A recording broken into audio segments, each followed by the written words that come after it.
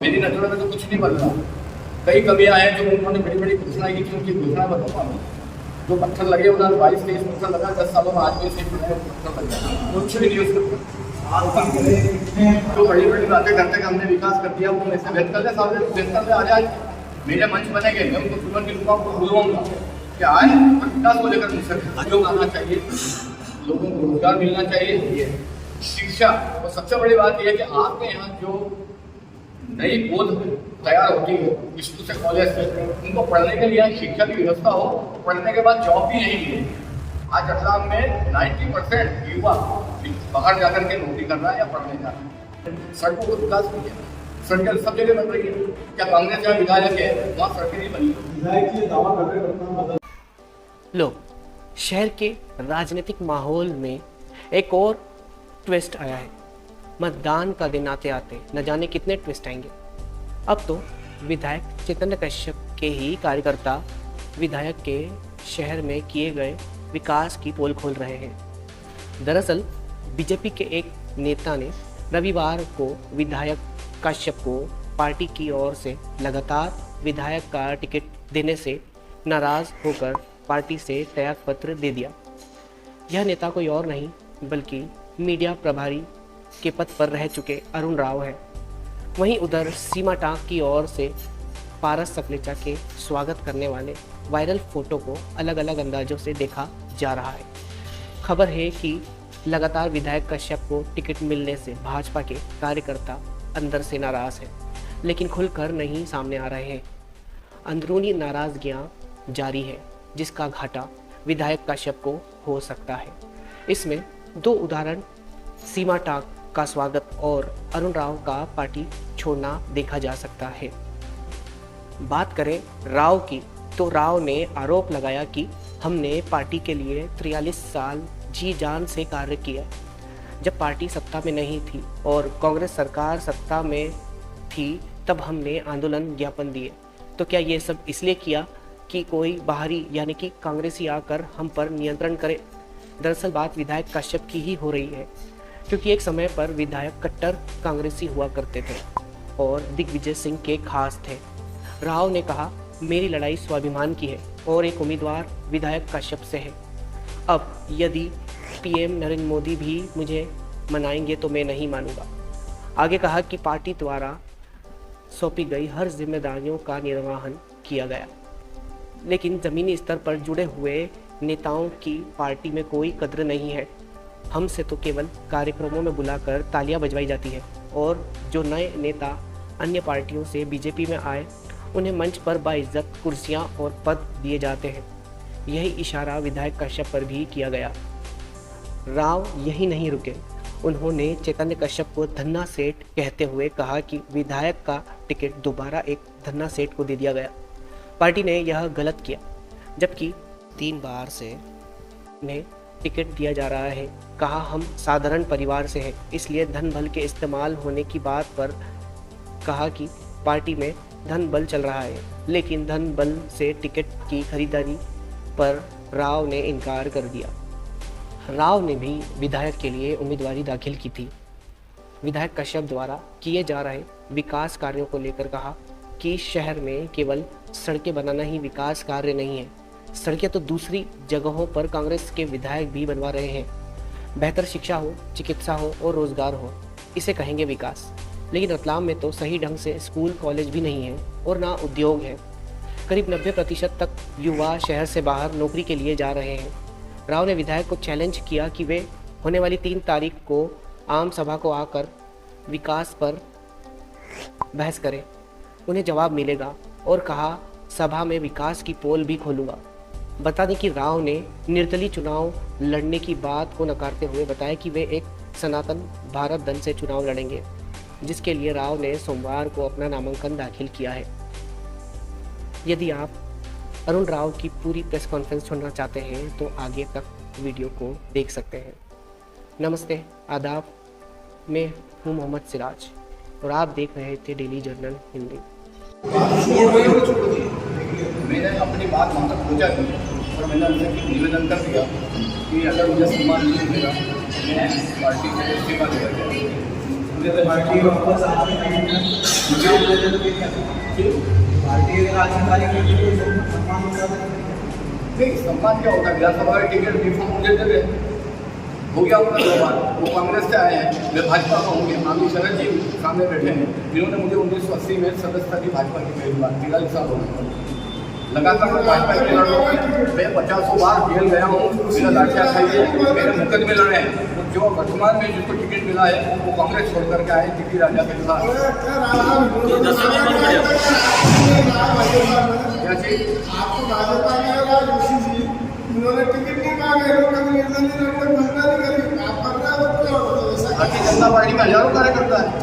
देखिए, एक बात को क्लियर कर देता हूँ। मेरी बात सुनिए, मैं राजनीति में आया हूँ महत्वाकांक्षा लेकर, मैं भजन कीर्तन करने नहीं आया। एक बार माननीय अटल जी को पूछा था किस कारण है कि आप ये जो जुलूस निकालते हो, आप जो ज्ञापन देते हो, आप जो आंदोलन करते हो, धरने देते हो, ये इसलिए कि आपको सत्ता चाहिए। तो अटल जी ने कहा सत्ता चाहिए, सत्ता के लिए ही राजनीति में आए। भजन कीर्तन करना होता तो किसी आश्रम में बैठे होते हो। इसलिए हम राजनीति में है तो हमको महत्वाकांक्षा है हमारी। तो आपका कहना ये है कि वो कांग्रेस छोड़ के भाजपा में आए और उसके बाद उनको इतना ज़्यादा सम्मान मिल रहा है, तो किस वजह से मिल रहा है? खाने वालों को नहीं मिल रहा है, तो धनबल चल रही है। तो सामने दिख रहा है, पार्टी में धनबल से टिकट मिल रहा है। स्पष्ट है ना। रतलाम में देख लीजिए, जो कांग्रेस छोड़कर के जो मेरे नगर निगम से संघर्ष करते थे, कांग्रेस बीजेपी के चुनाव कांग्रेस से हम लड़ते थे, वो व्यक्ति आज मंच पर बैठे, नीचे बैठे तालियां बजाता हूँ। इतना स्वाभिमान मैंने दिया। टिकट दिखने भाजपा में आपने मैं ये नहीं करूँ, मैंने बिकने का नहीं कहा। लेकिन भारतीय जनता पार्टी में विकृति आ गई, सत्ता के साथ विकृति आती है और वो विकृति आई है। यही कारण है कि धन बल वहाँ चल रहा है और एक आम कार्यकर्ता जो सड़क का कार्यकर्ता उसको कोई कौन से मुद्दे लेकर चुनाव लड़ेगा? आपका ये मुद्दा है कि वो तुम मुद्दे है चुनाव बदल रहा ना। भारतीय जनता पार्टी का कार्यकर्ता दूर हो रहा है, बदल रहा है। मेरी नजरों में तो कुछ नहीं बदल रहा। कई कमियाँ हैं जो उन्होंने बड़ी बड़ी घोषणाएं की थी, उनकी घोषणा बताऊँगा मैं। जो पत्थर लगे उन्होंने 22-23 पत्थर लगा, 10 सालों में आज भी सीट बनाए वो पत्थर लगे, कुछ भी न्यूज़ करते मेरे साथ पूरा रतलाम पार्टी के भी सब मेरे साथ। कुछ नहीं बदला, इसलिए आप बदला ले रहा बदला नहीं ले रहा। मैं अपना स्वाभिमान और अपना हक मानता हूँ, मेरा हक बनता है। मैं 43 साल से भाजपा हूँ, उनको 15 साल हुआ। वो लगातार विधानसभा में जाएंगे और हम भाषण भी नहीं बनेंगे। तो महत्वाकांक्षा तो हमारी नहीं है। और महत्वाकांक्षा इसलिए नहीं है कि मुझे फैक्ट्री बनानी है खुद की, या मुझे फैक्ट्रियाँ डालनी है या महल बनाने नहीं। मैं रतलाम का विकास चाहता हूँ। और मैं जैसा मैंने कहा कि रतलाम में जो युवा कॉलेज जाता है उसको कॉलेज की पढ़ाई के व्यवस्था रतलाम में हो, उसके बाद जॉब नहीं मिले, माँ बाप और बच्चे सब साथ में रहें। अच्छा में देखिए बुजुर्ग लोग अकेले रहते हैं और बच्चे सब बाहर पढ़े। मेरा उनसे आग्रह ये है, नहीं आप कितने लाख से कोई दावा नहीं है। जो 50,000 से 70,000 से 80,000 मिलता है, उनको हाथ जोड़ने के लिए तो जाना पड़ेगा। घर में जाए, मेल में दरवाजा लगाए, ऐसी चालू कर सो जाए। 17 तारीख को मतगणना होगी। नहीं, पर आपका टारगेट कितने हजार वोटों जीतना है? मैं चुनाव जीतूंगा, वो चुनाव जीतने के लिए लड़ूंगा। मेरे पास कोई टारगेट नहीं है और मैं बड़े बड़े दावे करता हूँ। मैं पहले भी लड़ाई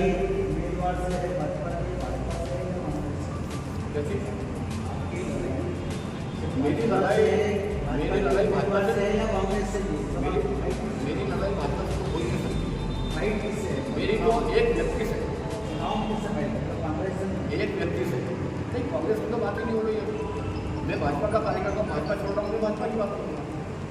नहीं आपके उनका पूछता है आप कौन किस? मैं जब लड़ूंगा अरे राव साहब, उनका पूछने का मतलब है कि आपके से किसकी टक्कर है? मैंने ये नहीं कहा कि वोट मत देना, कांग्रेस को देना नहीं। अरे टक्कर हर आदमी जो उम्मीदवार बनता है वो सेकंड थर्ड तो मान के चलता है मेरी टक्कर कांग्रेस है कि बीजेपी से है कि समाजवादी पार्टी से, किसी टक्कर तो ऐसा मतलब जनता से टक्कर है आपकी? जनता की टक्कर नहीं, जनता मेरे साथ है। सबको पे ध्यान। वो टक्कर तो होगी। तो मैंने जिला मीडिया प्रभारी होने के नाते कई प्रेस कॉन्फ्रेंस आयोजित की।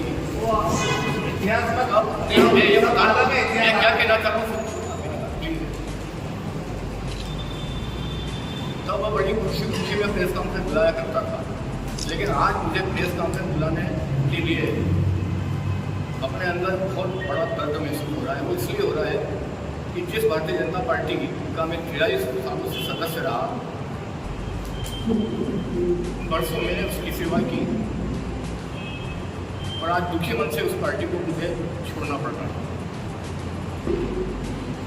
अपने आप को बहुत आत्म महसूस कर रहा हूँ, लेकिन परिस्थितियाँ कुछ ऐसी बनी हैं कि मुझे पार्टी से त्यागपत्र देने को मजबूर होना पड़ा है। हालांकि पार्टी में रहते हुए मुझे कई जिम्मेदारियाँ मिली, उन जिम्मेदारियों को मैंने पूरा भी किया, लेकिन पिछले कुछ सालों से मैं देख रहा हूँ कि जो पार्टी के ईमानदार, सड़कों पर संघर्ष करने वाले ऐसे कार्यकर्ता हैं, उन कार्यकर्ताओं की लगातार उपेक्षा हो गई और जो बाहर से आते हैं उन्हें मंच पर बिठाते हैं, उनका सम्मान होता है, उनको कुर्सियाँ देते हैं, उन्हें पद देते हैं और हम जैसे लोगों को नीचे बिठाकर हमें तालियां बजाने के लिए मजबूर करते हैं। बहुत आहत हूँ मैं आज, और इसी पीड़ा के चलते मैंने भारतीय जनता पार्टी से त्यागपत्र देने का फैसला किया है।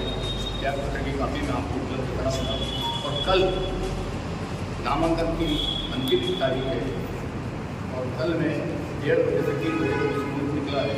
मैं कल 1:30 बजे के बीच में अपना नामांकन दाखिल करूँगा और आप सबसे आग्रह करूँगा और आशीर्वाद चाहूँगा। मैं आपके बीच में मैं एक आम आदमी हूँ, मैं एक आम नागरिक हूँ। पार्टी छोड़ने के बाद मैं भारतीय जनता पार्टी का सदस्य नहीं रहूँगा। मुझे एक आम नागरिक होने के नाते और आपका उम्मीदवार, मैं स्पष्ट कह देना चाहता हूँ, मैं आपका उम्मीदवार हूँ। मैं आर्थिक रूप से बहुत मीडियम फैमिली से आता हूँ। मेरे पास बड़ी बड़ी हवेलियाँ नहीं, बड़ी गाड़ियाँ नहीं हैं, क्या नाम है नहीं है। आपका नाम? अपना परिचय देते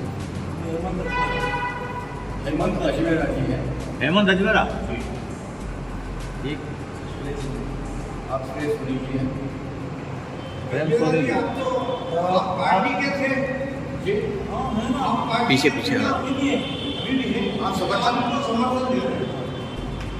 तो 1:30 में नामांकन बदलो, ऐसे निर्दलीय बदलो या किसी पार्टी मैं पार्टी से पढ़ रहा हूँ। एकम सनातन भारतीय दल है जो राष्ट्रीय स्तर पे बन चुका है और चुनाव आयोग से उसको मान्यता भी मिल चुकी है। उसका बीफाम मुझे मिल जाएगा, उसका जो भी चिन्ह है वो तय हो जाएगा। आज यहाँ कल में तो चिन्ह में मिलेगा, उसी के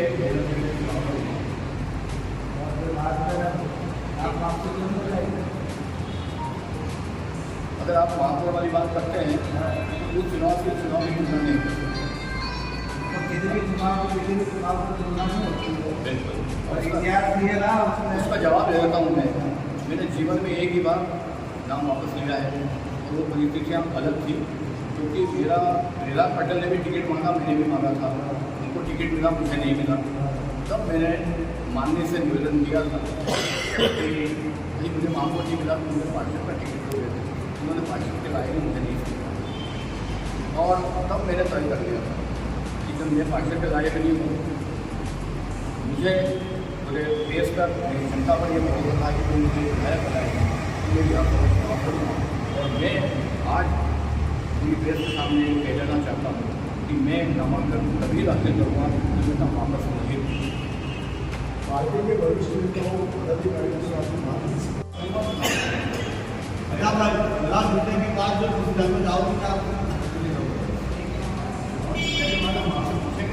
जैसा आप कहोगे तो आप ही जिताओगे। पहले ही निर्दलीय नहीं चुनाव पार्टी बड़ा नहीं जीता था, मुझे पार्टियों ने कहा था मतलब जीतने के बाद भी भाजपा में रहोगे? मैंने ये नहीं कहा, मैं ये कह रहा हूँ कि जीतने के बाद जो मुझे वोट देगा, उनसे पूछूंगा और कहूँगा कि भाई जैसा आपका आदेश है, मुझे निर्दलीय रहना चाहिए, किसी दल में जाना चाहिए।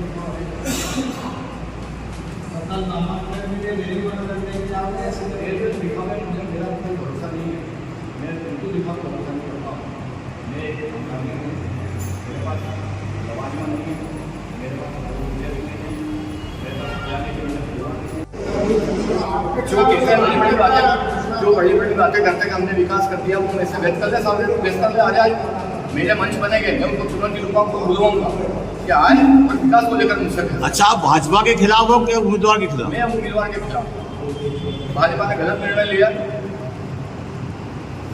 धन्ना सेठों को टिकट नहीं मिलना चाहिए, एक आम आदमी, एक आम कार्यकर्ता को मिलना चाहिए, वो किसी को भी दे।